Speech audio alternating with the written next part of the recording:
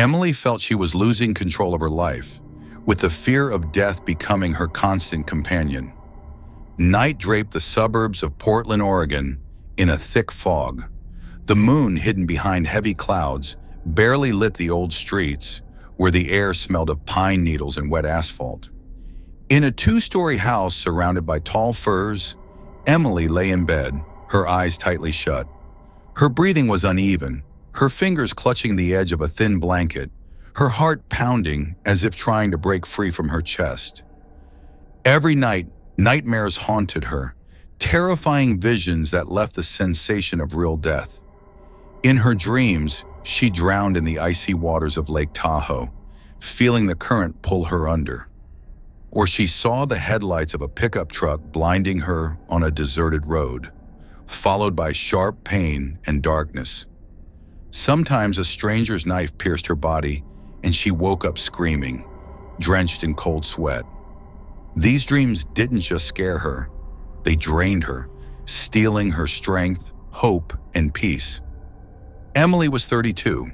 Her delicate face, with fine features and large green eyes, once radiated joy, but now dark circles shadowed her eyes and her gaze was anxious. Her long blonde hair, usually tied in a messy bun, had lost its shine.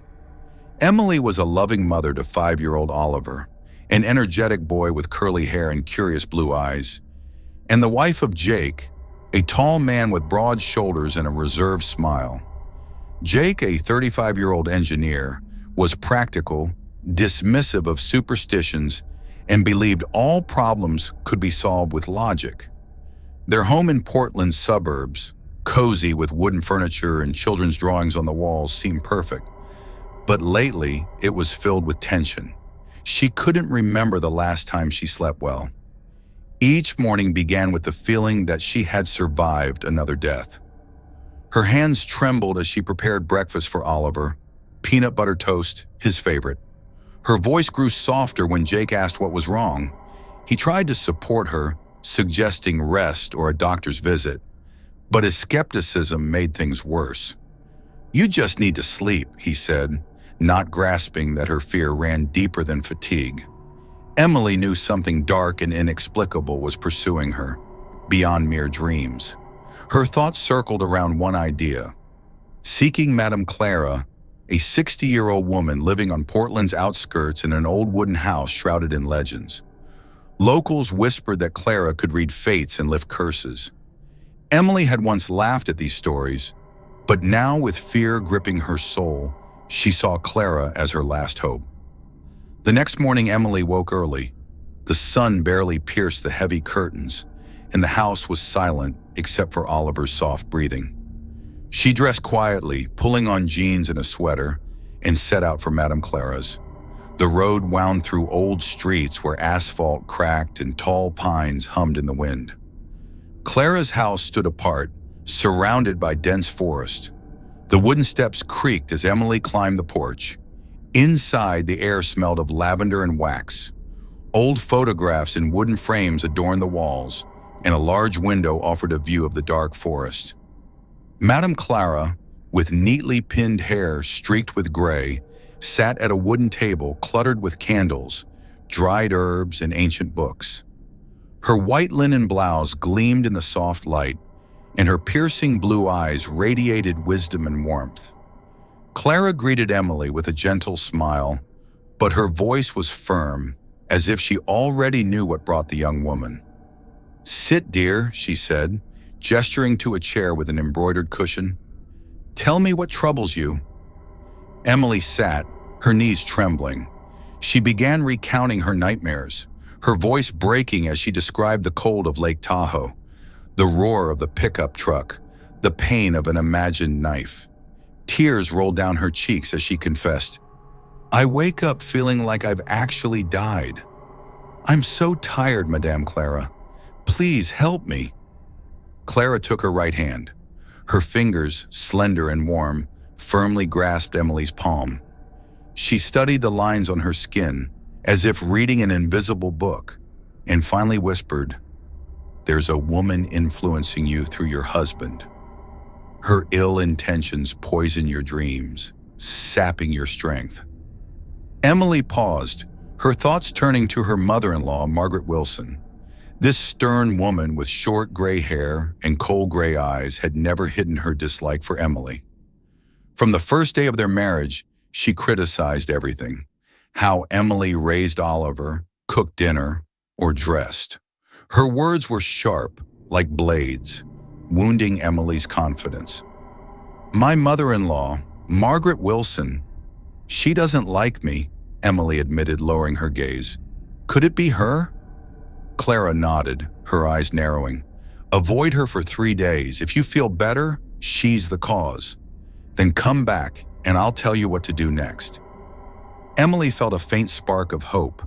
She thanked Clara, her voice trembling with emotion. "Thank you, Madame Clara," she whispered, standing. As she returned home, Emily felt mixed emotions. She was determined, yet terrified of the unknown. Avoiding Margaret seemed simple, as their interactions were limited to occasional requests to watch Oliver. But Emily feared, what if Clara was wrong? Or worse, what if she was right? Her thoughts swirled as she stepped into her house, where Oliver ran with a toy airplane and Jake brewed coffee, filling the kitchen with a familiar aroma. Emily returned home to the familiar hum of daily life, as if nothing had changed. Oliver, her 5-year-old son, dashed through the living room, scattering toys and laughing as his plastic airplane buzzed in the air. His curly hair bounced with each step, his blue eyes sparkling with joy. Jake, her husband, stood in the kitchen, cooking dinner. The scent of roasted potatoes with rosemary filled the house. But even this comfort couldn't ease the anxiety in Emily's heart. She knew avoiding Margaret Wilson for 3 days was just the beginning of her struggle. Her mother-in-law lived in a nearby Portland neighborhood, and her unannounced visits were routine. Margaret, a tall woman with short gray hair and a stern gaze, carried herself with cold dignity. Her gray eyes seemed to pierce through Emily, and every comment about raising Oliver or keeping the house tidy felt like an accusation.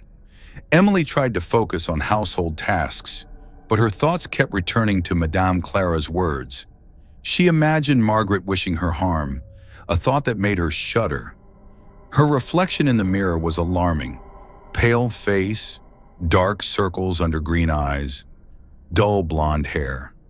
She felt like a shadow of herself, haunted by the fear that her nightmares might become reality. Jake noticed her state, but his practical mind sought simple solutions. That evening at the dinner table, Jake suddenly smiled, his eyes lighting up with excitement. "Emily, I've planned something special," he said, pouring her tea.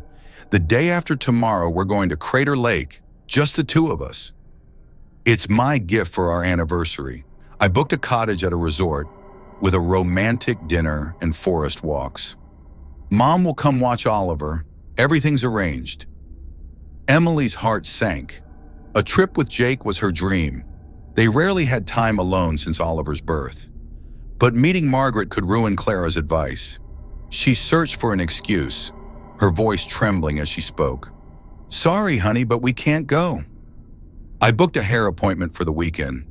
Jake's face darkened, his brows furrowing. He set down his cup and asked sharply, "Is this a joke?" "I cleared my schedule, booked the cottage, planned a surprise. Is a haircut more important than our relationship?" Emily lowered her eyes, tears welling up. She loved Jake, his broad shoulders, his habit of adjusting his glasses when nervous. But she couldn't reveal the truth about her fears and visit to Clara. "I really appreciate your effort, but I can't." "Sorry," she said quietly. "We're on the edge, Emily." Jake's voice turned cold. "If you back out, our marriage is worthless. I won't fight for it if you don't care." He left the kitchen, leaving Emily alone. Her heart ached. She recalled their early years, strolls along Portland's waterfront, laughing over small things, dreaming of the future. Now everything felt distant, as if nightmares had stolen her happiness. The next morning, Emily woke with a new idea. She decided to go with Jake but avoid Margaret by asking her cousin Sarah to watch Oliver. Sarah, a 30-year-old with a bright smile and short chestnut hair, was talkative and a bit intrusive. She loved sharing stories about her chaotic life, but Emily didn't fully trust her sincerity. Still, Sarah lived nearby and often helped with Oliver. Over breakfast, Emily cautiously began, "Jake, you misunderstood me. Our family is everything to me. We'll go. I arranged for Sarah to watch Oliver." Jake raised an eyebrow, surprised. "Why not Mom? She loves spending time with Oliver." "I don't want to bother her," Emily explained, trying to sound confident. "You know she gets tired of his energy." Jake smiled, his mood lifting. He hugged Emily, his warm hand calming her. "All right, fair enough. I thought the hairdresser meant more to you." Emily sighed with relief, but anxiety lingered. That evening, Sarah arrived to discuss details. Her vibrant green dress and loud laugh filled the house with energy, but Emily noticed Sarah's gaze lingering too long on Jake. Sarah hugged Emily, her citrus perfume sharp. "You look exhausted, sis," Sarah said, adjusting her hair. "A trip to Crater Lake will do you good." "I'll miss Oliver, but everything will be fine." Suddenly, the door opened and Margaret Wilson appeared with a bag of apples for her grandson. "I said Sarah's watching Oliver," Emily exclaimed, panic tightening her throat. "What? I can't see my grandson?" Margaret snapped, her voice cold as an autumn rain. "I brought him fruit." Emily felt her hope fade. She had broken Clara's advice, and fear of consequences gripped her. But when she and Jake arrived at the Crater Lake Resort, her mood shifted. Cozy wooden cottages, surrounded by pines, smelled of sap and freedom. Soft music drifted from the restaurant, and the evening sky sparkled with stars. For the first time in ages, Emily felt happy. She and Jake walked trails, held hands, and recalled their early years. But on Saturday evening during dinner, Emily's head spun. She grabbed the table, the world darkened, and she fainted. Jake caught her, his face contorted with fear. "Emily, you scared me. You were out for a few seconds. You need a doctor, maybe an MRI, he said, holding her hand tightly. Emily tried to calm him, but she was terrified. The trip was ruined, and Jake drove her home. At home, she felt slightly better, but knew she had to return to Madame Clara. Emily woke the next day feeling her strength fading. Her pale face in the mirror looked more exhausted, with deeper dark circles under her green eyes. She knew she couldn't delay. Gathering her remaining energy, she set out for Madame Clara's. The road to her house on Portland's outskirts felt longer. Fallen leaves rustled underfoot, and a cold wind cut through her coat. Clara's house, nestled among tall pines, seemed the only place where Emily could find answers. Inside, the air smelled of lavender and wax, with old photographs on the walls, and a large window revealing a dark forest. Madame Clara, with neatly pinned gray hair, sat at a wooden table cluttered with candles, dried herbs, and ancient books. Her white linen blouse glowed in the soft light, her blue eyes radiating wisdom. Clara looked up at Emily, her face calm but serious. "I started fainting for no reason," Emily confessed, her voice trembling. "It happened at Crater Lake during dinner." "I don't know what's wrong," Clara studied her, her fingers pausing over the table. "Take some peas and scatter them on the table," she said quietly. "I see a needle and thread used to sew clothing. Check everything in your house, not just your own. If you find a sewn item, bring it to me." Emily returned home determined to find the source of her troubles. But on the way, she felt ill again. Her head spun, her legs wobbled as if the ground slipped away. She barely reached her bed to rest. Jake, noticing her condition, reminded her of Sarah's invitation to meet her new boyfriend. Exhausted, Emily had forgotten. "I'm not feeling well. Let's stay home," she pleaded, barely lifting her head. "All right, I'll go alone." "Rest," Jake replied, kissing her forehead gently. He returned late, sharing that Sarah's boyfriend, a surgeon, was delayed at work. Emily, mustering her strength, began checking the closet. She sifted through dresses, sweaters, and shirts, her fingers searching for anything unusual. Suddenly, she felt a sharp pain in her shoulder, like a needle's prick. A fresh scratch appeared on her skin, and on Jake's shirt, which she often wore at home, she noticed a crude seam stitched with mismatched thread. Her heart raced. She hadn't sewn this shirt. "Jake, who did you give this shirt to for sewing?" she asked, holding the item in trembling hands. "Maybe Mom," he shrugged, his voice irritated. "What's with the interrogation?" Emily decided to show the shirt to Clara. The next day, she stood before Clara's house, clutching the shirt like evidence. Clara examined the seams, her fingers gently tracing the threads. "It's sewn for a love spell to tear you apart," she said. "You wore the shirt, so the spell worked against you, bringing you closer to death. At home, cut the seams and say 3 times, 'I undo the sinful bond, I reclaim what's mine.' The woman who did this will have burns on her hands." Emily returned home, waiting until Jake and Oliver left for a walk, and performed the ritual.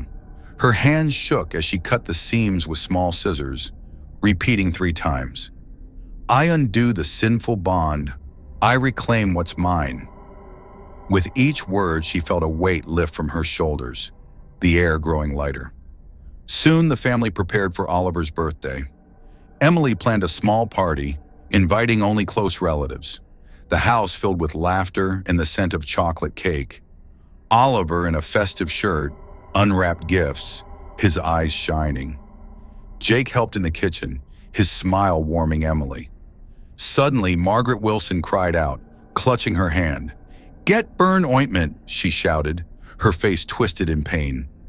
Emily recalled Clara's warning, but decided not to jump to conclusions.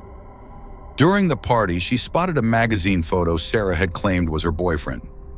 Realizing Sarah lied, Emily waited for her arrival. "Sarah, is this your David?" she asked, showing the magazine. "You're out of your mind again." Sarah brushed it off. "My boyfriend flew in from New York. I'm heading to him." "Show me your hands," Emily demanded. "Clara said the woman who cast the spell will have burns." Sarah panicked, her face paling. Finally, she confessed, her voice shaking. "Yes, I sewed the shirt. I love Jake, but we broke up before you, Jake." Overhearing, exploded with anger. "Are you insane? We ended things long ago. Get out of my house." Emily was shocked by her cousin's deceit, but relieved the truth was out. She kicked Sarah out, and the party continued for Oliver's sake. His laughter reminded Emily why she fought. From that day, the nightmares stopped. She cut ties with Sarah and built a warm relationship with Margaret, who was innocent, their home filled with peace. Madame Clara later reminded her, "Never let others sew your loved one's clothes, especially those with personal motives, or they might stitch them to themselves, tearing them away from you."